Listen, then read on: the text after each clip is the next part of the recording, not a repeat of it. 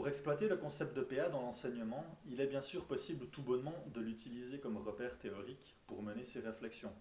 On peut toutefois aller plus loin en mettant en œuvre des stratégies précises. Je vous en propose 5 assez brièvement et nous aurons l'occasion d'en discuter.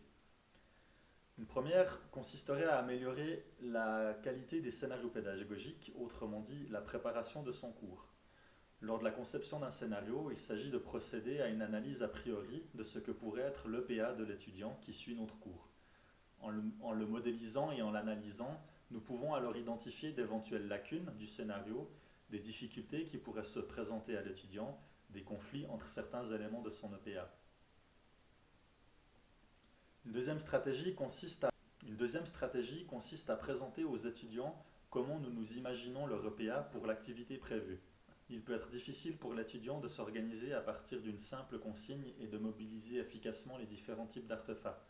Il s'agit alors de modéliser leur EPA de notre point de vue d'enseignant en leur explicitant quels sont les impératifs pour atteindre les objectifs visés et en indiquant également la marge de manœuvre dont ils disposent pour ajuster, réguler cette EPA à leur façon.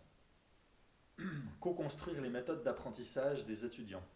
Développer ses propres méthodes d'apprentissage demande beaucoup d'énergie et requiert un haut degré d'autonomie. Ce qui fonctionne pour un étudiant ne fonctionne pas forcément pour l'autre. Il s'agit alors d'intégrer au scénario pédagogique une activité de modélisation de leur EPA par les étudiantes et de partage de leur modèle. Les échanges suscités et les comparaisons peuvent permettre aux uns et aux autres de s'inspirer. Concevoir un scénario pédagogique basé sur la construction d'un EPA et d'un projet personnel d'apprentissage.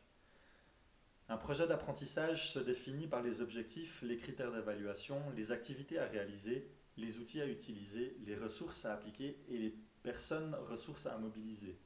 En somme, le projet se retrouve dans l'EPA. Il s'agit alors de concevoir un scénario dans lequel les étudiantes construisent leur EPA dans un cadre donné par le cours et réalisent leur EPA.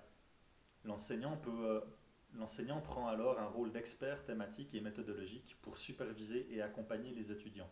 Évaluer l'effet d'un scénario pédagogique sur l'EPA de l'étudiant. Tout plan, même excellent, ne se déroule jamais comme prévu.